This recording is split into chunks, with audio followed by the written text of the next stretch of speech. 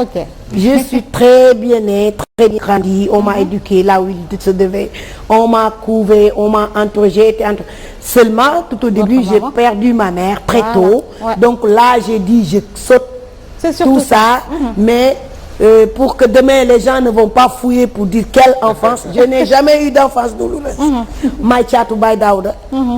di xale bu papaam teel a téye ci ay loxoom yàq ko. waaw di taalibe bi Sëñ Abdou Lahad fii laa yem. di député diaspora comme ni nga ko waxee. yàlla def c'est pas accidentellement que laa dem dans l'immigration. C'est un choix que j'ai fait parce que maa ngi woon nekk agent à la ville de Pikine. J'ai décidé d'aller peut-être poursuivre quelque chose au Canada. Au moment ma nekk Montréal xool gauche xool droite xam ne fii 20 ans du ma fi génne ma ñibbisi waat et puis bi may ñibbisi sax am na anecdote parce que benn syndicaliste comme man maa doon syndicaliste bu FGTS à la ville de Pikine. Sidiya Ndiaye moo ma topp rek naan ma am na prime yu ñuy xeex yoo xamante ni boo ñëwul duñ ci jot. boobu yaa ngi Canada en quelle année. boobu maa ngi Canada. donc peut-être mën naa sauter les années c'est pas important. mais xam naa ne loolu la. donc Sidiya est là maa ko tuddaale sax Sidiya est là vous le recevez tous les jours c'est que man maa implanté FGTS à la ville de Pikine. Ah oui. donc bi loolu amee ma ni ko da nga ma bëgg a yàqal sama liggéey te damaa commencé inscrire am lu ma bëgg a def donc mënu ma ñëw. mais mu ne ma lu ñuy xeex boo ñëwul yow mun nañ ci bañ jot ma ñibbisi bon ñibbisi fekk pare naa lu ma doon def ba war a dem feneen immigration parce que bëggatuma woon toog Sénégal ndax en général am na yenn comportement yoo xamante ne soo ko xësee ba adopté mooy comportement rébellion nekk ci benn affaire ñi la jiitu ñi la mag mun nañ la combattre nga jóge fa te doo xam ndax zahirement la wala baatin yaa ngi comprendre. Donc j'ai décidé comme ça de tout lâcher de bàyyi lépp bàyyi embauche bàyyi emploi bàyyi tout dem à l'immigration donc c'est ça c'est un choix bi nag neex na ma parce que bu ma demee France togguma fa sax dama fa jógee dem Italie wàcc Italie ñëw nekk fa. ba yàlla def ma am nag nekk immigré nekk député ñëw nag Sénégal ñu ne nag kaa la ñu découvrir Mame Diarra ci ñi ko musul woon découvrir ma ñëw assemblée nationale loolu rek mooy Mame Diarra en liy wax in poche parole ci en les pauvres paroles loolu laa la mun a tegal mooy Mame Diarra Fam. mais sa immigration nan nga ko dundee parce que suivre nañ fii koo xamante ni Boubacar Seye pour le nommer li nga xamante ni dund na ko lu ko marqué ci li nga xamante ni mi ngi ko doon dund à l'étranger et tout yow nan nga ko dundee en tant que femme parce que c'est pas évident aussi yoroon nga fi sa famille wala ci yan condition nga demee à l'étranger noo ni nga ko dundee aussi. non man du ma émigré du may dem émigration clandestine. du may génnee fii du may jógee fii di dem. maa ay visa Canada boo xamante ne mun naa si yore ay années visa Amérique yore naa aussi visa France bu yàgg.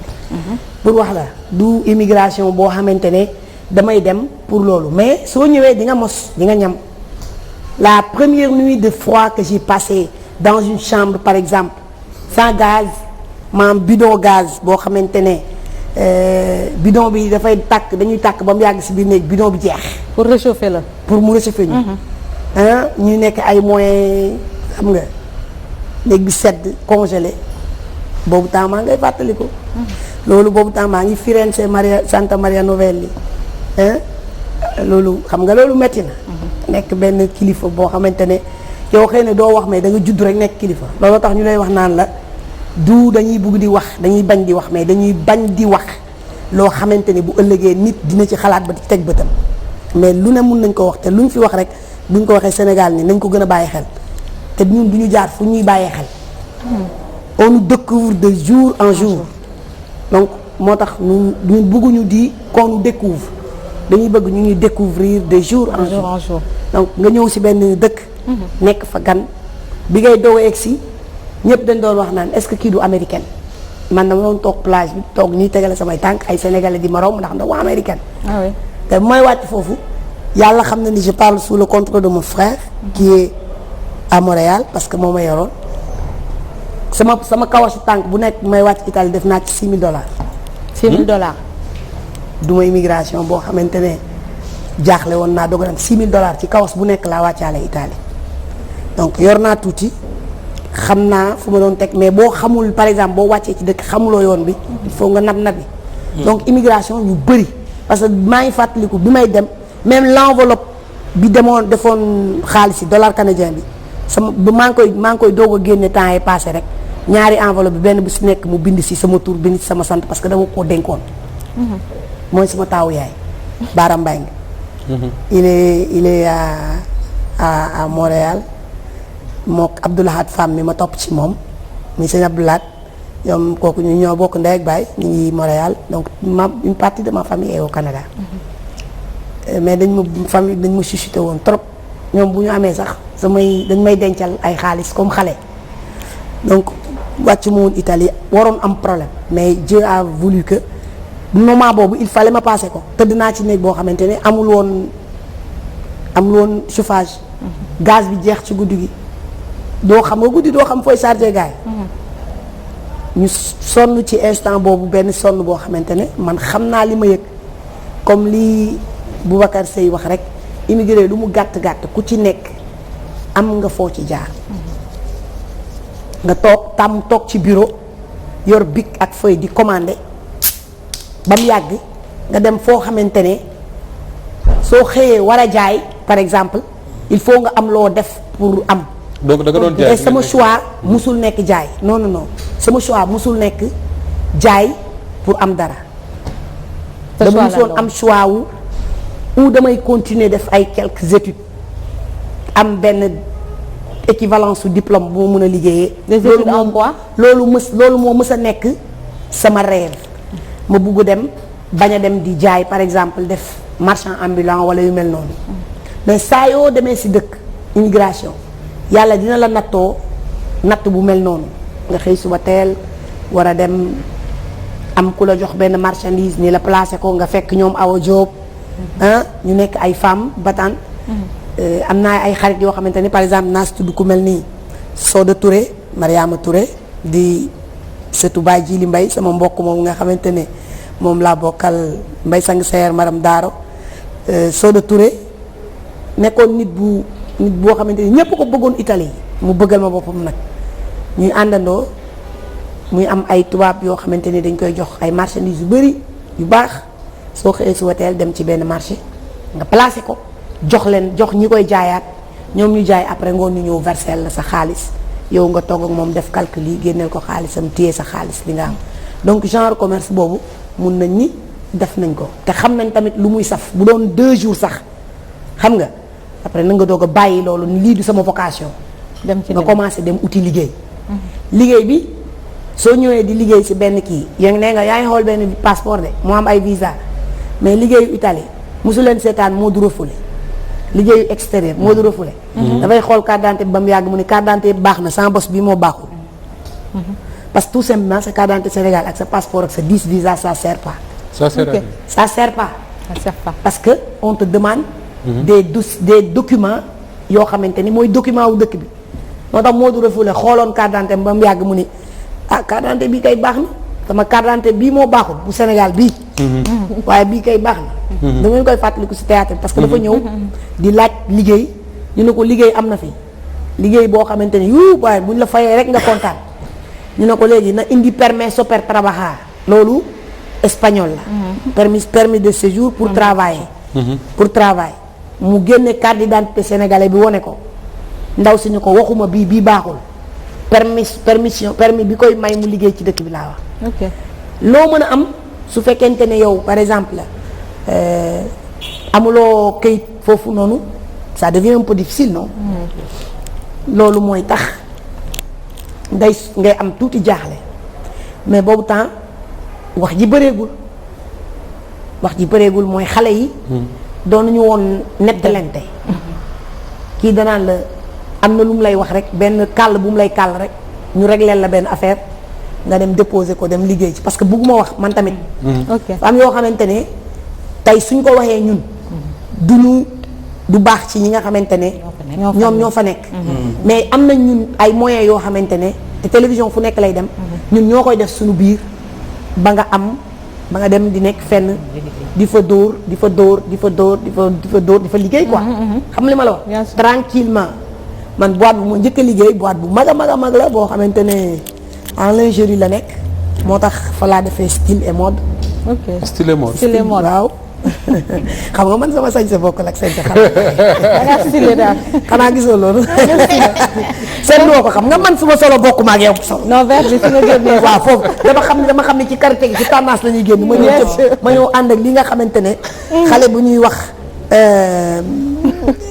nabu dash xam nga dafa nabu dash dafay def dash closer mu ñëw indil ma vert bi xam nga gis nga lii waaw nabu dash moo ma ko jox ma sol ko parce que xale yi boo moytuwul sax dañ ma bëgg a def égérie te man xam nga mooy loolu ah donc foofu laa ko gisee parce que intime lay def en même temps day defaale habillement ak yooyu marque bi mu ngi tudd Lovable la ko italien yi di wax foofu laa njëkk a liggéey def production ba nga xamante ni daal yàlla xiir na ma ci ma delluwaat nag teg bagage yëpp teg samay kaaka dem defi leneen génn ci feneen donc loolu mooy Mame Diarra Fam en quelque sorte. fan nga juddoo mais Rahma ci benn point. wax naa leen di barrière langue bi ndax soo jógee Montréal ñëw Italie. waaw Italie justement barrière langue bi. moom laataa nga mun a imprégné wu ci milieu boobu. lu doy waar la. loolu mën naa jeexal émission bi bàyyil dem leen ci tuuti rek ci barrière bi première fois bi xam nga barrière linguistique moo ñu dal li ñu dal tey entre l'Italie et le Sénégal barrière linguistique moo ñu yóbbee li ñu dal tey lu tax parce que xam nga ñun xamoon ni Italie ak Sénégal pratiquement bu dul woon ñun li ñu ñëw fii commencé di yuuxu ba tey boo déggee théâtre yi nit ñaa ngi wax italien parce que man du ngeen seetlu ni que ni pratiquement man bi ma juum te loolu mun naa ko tuddee juum parce que langue bi nga gën a tàmm di wax soo meree moom mooy ñëw man ma defee sama discours à l'Assemblée nationale wax ci italien la nit ñi commencé dans le sketch nit ñi di intéressé wu petit à peu sur la langue italienne même bu fekkente ni auparavant il y a par exemple des traducteurs des professeurs des gens qui enseignent l'italien à l'université Cheikh Anta Diop fulul woon nii quoi xam nga nit ñi jàpp ñu ci woon seen xel tellement mais gis nañ xëy na méthode bi bëgg nañ cette langue lan lay wax tellement c'est une très belle langue elle est succulente ah oui elle est douce une belle langue ouais. c'est une très belle langue nga xam italien rek c'est une chanson la mélodie la di wax italien rek te dégg ko dëggantaan da ngay dem ba lu olof yi di wax réew da ngay sentir sa bopp ni li ngay wax réewande daf ci rax fekk na italien moo neex italien moo loo bëgg a wax ci neex rek en amour même bu fekkente ni yaa ngi nekk si langue italien moo li Awa di wax dafa am solo est-ce que kon loolu mooy expliquer que muudu Sénégal yu bari dañuy nekk France duñ dégg français mais ñi nekk Italie dañuy làkk italien italien la ñuy làkk oui xam nga italien dafa xarala kii dafa wax barrière linguistique bi boo ñëwee italien li gën a yéeme ci italien mooy soo egsee ñëw nga déggoo dara yow da ngay ñëw wala da ngay jaay xamoo li ngay jaay ñaata lay jar boo yëkkatee butéel bii bu la italien bi di wax ñaata lay jar dina fexe ba wax la ko ba nga comprendre ko yow di nga ko wax li nga koy wax moom mu fexe ba comprendre ko italien moo xarala nga xëy suba teel tey am nu la defal nga mën a dugg ci fabrique mën faa liggéey ñu jàpp ni yow def nga ci dëkk bi fukki at ak juróom xam nga li ma la wax wala def nga fi juróom benni at wala def nga fi juróom-ñetti at te yow déggoo italien yow sax di nga am sa benn morom bu nekk ci côté bi naan ko kii déggul italien moom sax yàggu fi ndax yàgg na fi mais daf fee bàyyi woon ay bagaasam dem nekk France wala dem nekk Espagne wala yooyu moom dina fexe ah bon parce que dañu bëri yërmande ah bon waaw si bu lay wax naan la jëlal lii teg ko fee day ànd ak geste italien day gesticuler boo xoolee ci ñun même ci man ni may waxee da ngay gis ni lii du xam nga lii du manière sénégalais da ngay italien day gesticuler bu la buggee wax jëlal affaire bi tegal ma ko fee gis nga loxo bi ni muy def day enchaîner prendi questa cosa e mettimila là yow li nga xam ni intelligemment ak sénégalais ak intelligence am dafa la ni jëlal affaire bii nga tegal ma ko fay. donc ñun du ñu am problème boobu pour comprendre rante ak ñoom tout au début bu yàggee tuuti nag nga xam ni ndegam kii demul kii am na ñoo xam ni jànguñu déjà jànguñu laay wax parce que demuñu école ici au Sénégal da nga ciy gis koo xamante ni li muy làkk ci italien mënoo ko xam je vais en citer des professeurs xam naa ci ñoo xamante ne tey dañuy jàngale ci école italien moo lay fekk sa bopp xam-xam benn xam-xam newu ci mu fexe ba nga am ci dëkkam boobu terza media am fa BFM am fa bac dugg fa université jàng fa ci formation boo xamante ne du durer quasi 3 ans 4 ans. si formation parce que ñoom dañu mën formation accélérée yoo xamante ne soo nangoo sonn rek nangoo jàng da ngay surfer ci lu la neex wax dëgg yàlla. am nañ méthode boobu mun naa jël le cas de Modou Gueye sunu gaal mun naa ko tudd tey parce que c'est quelqu'un boo xamante ne day def ay théâtre yu mag a mag a mag a mag a mag yoo xam ne bu taxawee di wax ci lépp parce que ñun am nañ ay dialecte par exemple Italie dialecte mooy fi nga toog nii yow dégguloo Casamance li ñuy wax ñun déggante wuñu boo demee Napoli benn langue la ñuy wax boo ñëwee Milan italien la ñuy wax italien bu civilisé nga dem par exemple Bergamo dañuy wax Bergamo di sopra Bergamo di sotto ñoom ñuy wax Bergamo di sopra Bergamo di sotto nga xam ni dafa am ay langue nga ñëw Milan ñu lay wax milanese beneen genre langue la ku nekk ak sa dëkk ak sa langue bi nga xam ne mooy sa langue te ñooñu kooku fexe na ba inséré wu ca dëkk ba dialecte yooyu yëpp mun na ko wax mun na wax milanese mun na wax napolitano mun na wax ba pare di ko def si ay théâtre de verdure yu mag ñu di ko seetaan di fay. mu tudd Modou Gueye. mus na fi def benn genre clip entre moom ak Soda Mama Fall. c'est quelqu'un boo xamante ne il amène des touristes il amène yu bëri fii au Sénégal te loolu yëpp ci immigration la donc ñun bokk nañ si dëkk yi nga xamante ne mën nañu bokk nañ si ñi nga xam ni tey mun nañu sénégalais mun na profité ci ñun Modou Italie yi pour gën a développer wax dëgg yàlla parce que suñu dëkk bi ñu nekk dañu immigré 50 ans dellu si waat seen dëkk tabax Italie ñoom ay immigré lañu à l'origine. ñoom ay immigré leen d'origine. par exemple boo demee Montréal. am na Petit Italie dëkk boo xam ni ça s'appelle Petit Italie. soo ko duggee ci commencement bi ngay gis seen drapeau ba foo xamante ne kenn xamul ay italien kese la foo boutique boo romb Italie donc ñoom c'est des Canadiens à part entière mais c'est des Italiens.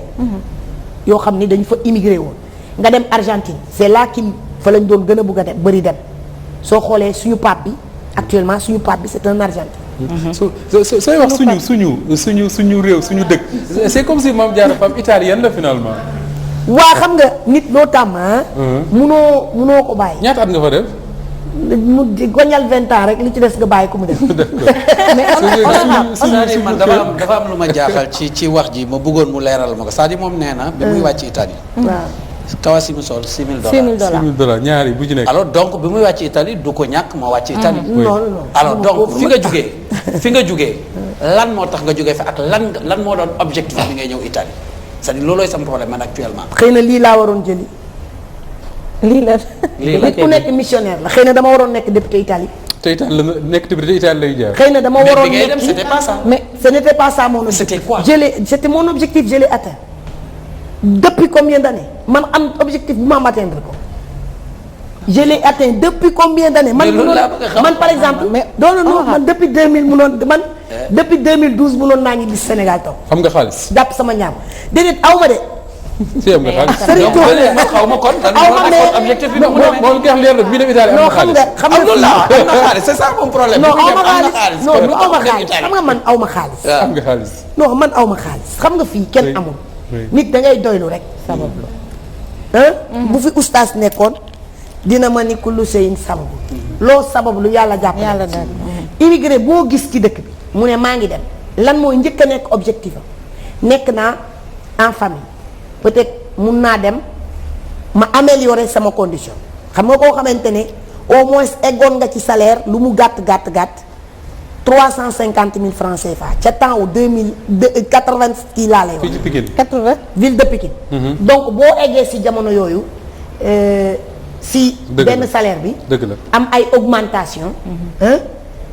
mën ngaa toog. munoon nga toog non da ngay ne naa dem améliorer damay dem améliorer sama vie. sa vie lan moo tax nga koy améliorer famille wala leneen soo demee immigré bi lu muy njëkk a def mooy man de su ma demee kër laa gën a njëkk a bëgg. koo dégg mu naan la immigré naa 30 ans te lijjantiwuma sama bopp par exemple dafa fekk ni tegul woon ay objectif am avant muy dem. mun nga am fi benn 3 millions 4 millions 500 rek ni bërët ne maa ngi dem Italie. wala maa ngi dem France wala maa ngi dem Amérique. nga dem am ku dévier sa trajectoire il faut te fixer des objectifs. Quand tu pars en immigration fixe-toi des objectifs da nga naan man su ma demee par exemple li tax man la mënoon naa ñibbisi bu yàgg. da nga naan man su ma demee su ma amee kër am sama oto bu ma moomal sama bopp. mën a fexe ba sama doom par exemple fekk si ma fa nekk fa mën a jàng ba am as tuut. man mun naa ñibbisi moo tax ma ni la mun naa ñibbisi munoon naa ñibbisi depuis bu yàgg na parce que lu mu bon bon lu mu ndaw j'ai un fils ingénieur te maa ko jàngal Italie. mais honorable tey jii bu ñu waxoon Abdoulaye Wade par exemple président Abdoulaye Wade dañuy naan ay origine am Kébémer tey jii bu ñuy wax honorable Mame Diarra Fam fan mooy sa origine. Kajoor la. fan ci Kajoor Sénégal rek. fan ci Kajoor. Kajoor xam nga man wax naa la du ma dugg ma wax sama bopp sama la découvrir yooyu yëpp bu ci dugg bàyyi man daal xam naa ni maay Sénégal dama dëkk ful njóogooy sama maam moo jur Sénégal yi mu la siy jaaxal xam nga li ma la wax mais dama lay wax bu dee origine femme la femme fan waaw femme moo jur faal moo jur faal waaw femme moo jur faal ok ñu ko femme moo jóge woon Pam Kounda ñëw sañ ci Pam gii ci Kébémer ànd ak géwélam bu ñuy wax Maxaseen. D'accord. jërëjëf. boobu leer na. jur fi fanweeri dameel yi ak ñett ku ci ni mu sampal la pénc sama maam ma faam benn moo toppul faaleen yi ngay gis ndax dafa bëggoon a toppi l'islam bàyyi ceddo bàyyi ceddo